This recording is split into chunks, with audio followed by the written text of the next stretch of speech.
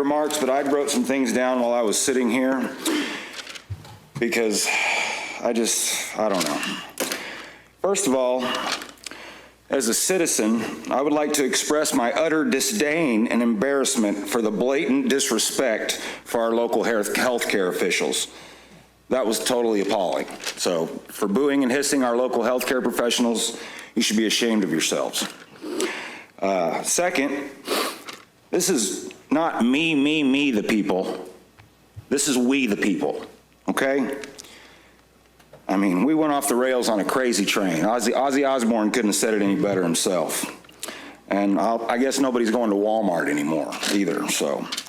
Anyway, I've done some polling lately, quite a bit actually, and you guys might be surprised, but it's an overwhelming majority around here, people for masks.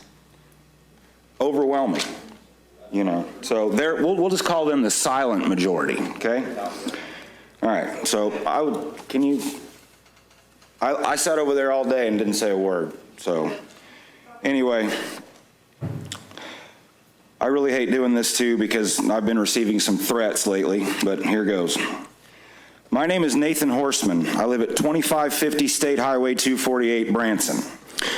Good afternoon, Mr. Mayor. Good evening now. Councilmen, citizens of Branson, I come before you today in full support of a mask ordinance for the city of Branson. It has been 24 days since I entered these chambers for the first time on the 23rd of June. At that time, Taney County had recorded 33 cases of COVID-19 and 2 unfortunate deaths. We currently sit at 146 cases. The number went up as we were sitting here today. And 3 deaths, according to the State of Missouri dashboard. That is 109 new cases of COVID-19 in just a little over 3 weeks. One can only imagine how many of those 109 citizens would have not contracted this virus had we enacted a mask ordinance then. But unless we go to the Celebrity Car Museum and borrow a souped-up DeLorean, we unfortunately cannot go back in time. The time for a mask ordinance is now. So let's start with some actual facts. Fact, masks are highly recommended by the CDC, the WHO, and our own Taney County Health Department. Fact, masks are also recommended by both major healthcare providers in the area. Fact, wearing a mask will not cause you to breathe dangerous levels of carbon monoxide. Fact, this is not the flu. This is much worse than the flu. Fact, the only thing we have to slow the spread of COVID-19 right now is human behavior. Fact, 3.9% of Americans who have contracted this disease have died. Dead. They're not coming back, they're dead. Fact, 15 to 20% of those are hospitalized or need aggressive care. Fact, there is no evidence that herd immunity is effective. Fact, a mask mandate instituted does not, by law, violate your constitutional right.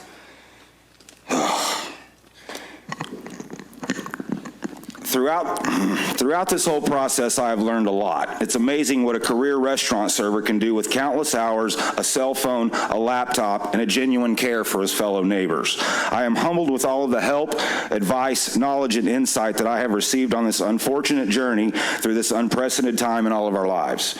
Within the past week, while doing research for this moment, I have spoken to people I never in a million years would have ever thought I would be speaking to. I have spoken with city and county officials from 10 different communities throughout the states of Missouri, Arkansas, and Oklahoma who already have mask ordinances in place, and they all told me basically the same thing, which is what they mandated masks for the greater good and overall health of the people of their communities.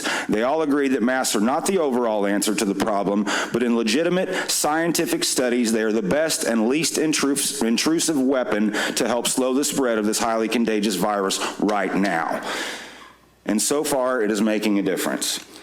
I also contacted the offices of Stephen Edwards, CEO of Cox Health, William Mahoney, president of Cox Branson, and Craig McCoy, president of Mercy Hospital, and humbly and kindly requested they all send letters of support on behalf of myself and the citizens of this community to this council in favor of a masking ordinance for the city of Branson.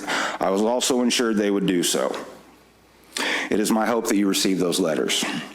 After I saw him speak at the Springfield City Council meeting on Monday, I also reached out requesting support from Dr. Robin Trotman. Anybody doesn't know who he is, he's the leading infectious disease specialist of Cox Health, who I might add recently contributed to the latest CDC study regarding Great Clips Hair Salon, where 2 mask stylists who were infected with COVID-19 came in direct contact with 139 clients, none of whom tested positive for coronavirus. That study alone proves masking works. Again, it was published by the Centers for Disease Control, and I would imagine right now it is being shared worldwide. Just yesterday, I contacted 2 members of this community who either own or operate some pretty prominent tourist destinations around here. One who gave me not only their support for a mask ordinance, but some very valuable insight and comments, as well as kindly asked me to not drop their name, which I will respectfully oblige. Some of their thoughts, and I quote, "The science of mask wearing speaks for itself. Mask wearing doesn't mean there will be no cases, but mask wearing is proven to prevent those who do contract the virus from spreading it to massive amounts of others who are also wearing masks." If you don't mind, I'm going to take a sip of water here.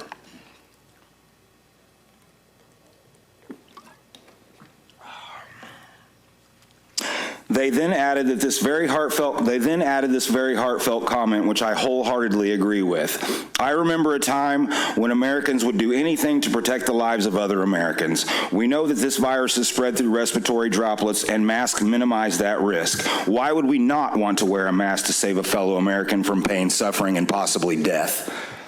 The other was a very nice lady who gave me invaluable information and permission to drop her name, Mrs. Mary Kellogg, owner of the Titanic Museums, which both require masks for all employees and guests, not only here in Branson, but in Pigeon Forge, Tennessee as well. Mrs. Kellogg was very adamant in her stance. Her philosophy: 1, wear a mask. 2, follow the CDC guidelines. 3, her number 1 priority is protect her employees. Her guests have the freedom to choose whether or not they want to board her ships, but if they choose to do so, they must wear a mask. She laid out for me their company policy when confronted with a guest who wants to enter her attractions unmasked, which is quite simply and calmly, "I understand. This is our company policy at this time. If there's still pushback, I understand. This is our company policy at this time."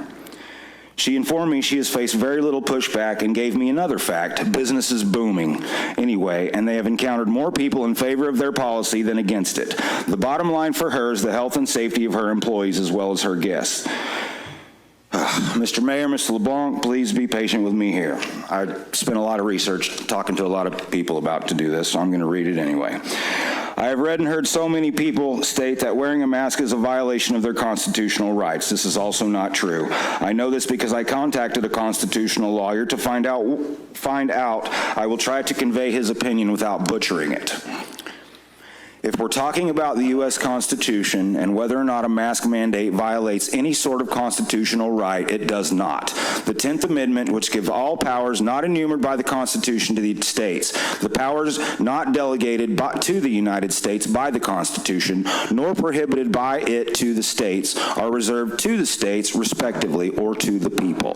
Provides for the states to have police powers. It is the whole basis of our criminal justice and law enforcement system. Among police powers is the power to enact laws and regulations for the good of the public order and public health. With public health, this came to a head in the early 1900s with Jacobson versus Massachusetts, a case that was heard by the U.S. Supreme Court.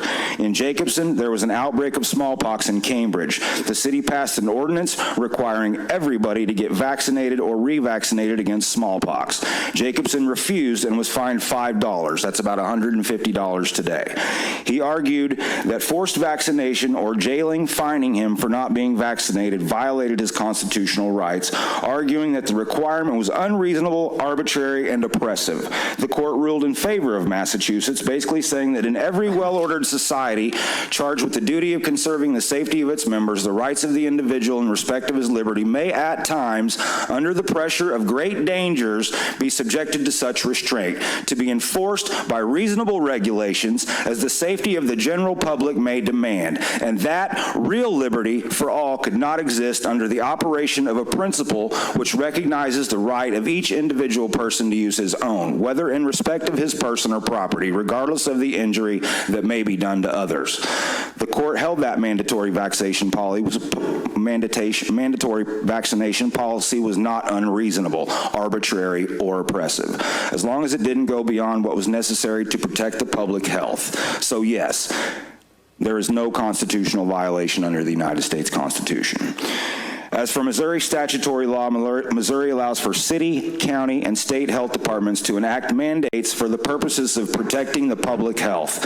These mandates can be quarantining people, closing business, ordering occupancy limits, etc. The state delegates that authority downwards, so the state DHSS can issue its own orders, but the city and county governments can issue stricter orders if necessary.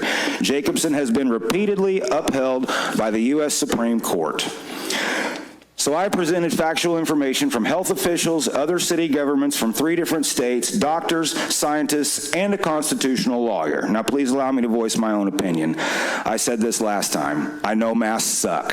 I know they are uncomfortable. I know they are inconvenient. I do not like wearing them myself, but they have been proven to slow the spread, which is what we are trying to do here today. We are trying to come up with the best way to slow the spread of this virus in our community. Lately, when I have been out, I see more and more people wearing them than ever before, which tells me as time goes by, people are starting to take this more seriously.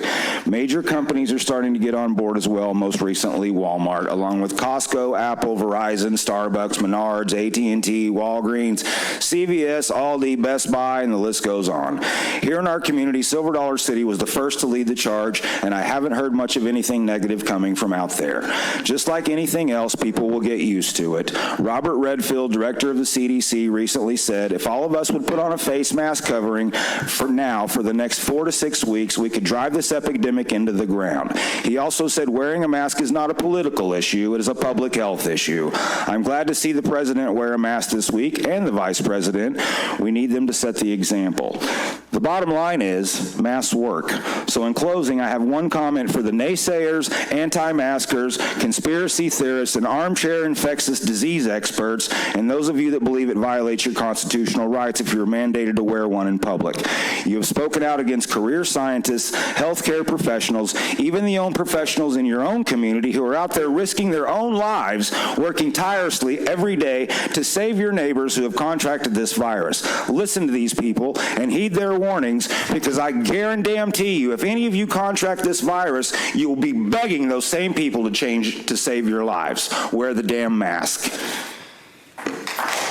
Thank you to the board. Thank you to the board for giving me this time to speak. Last time I was here, I quoted a comedian. This time I'm going to leave you with a quote from Army Captain Steve Rogers, who is renowned worldwide as Captain America. This is the fight of our lives. We're going to win whatever it takes. If you wouldn't mind to sanitize for us. Yes, appreciate it. Thank you very much.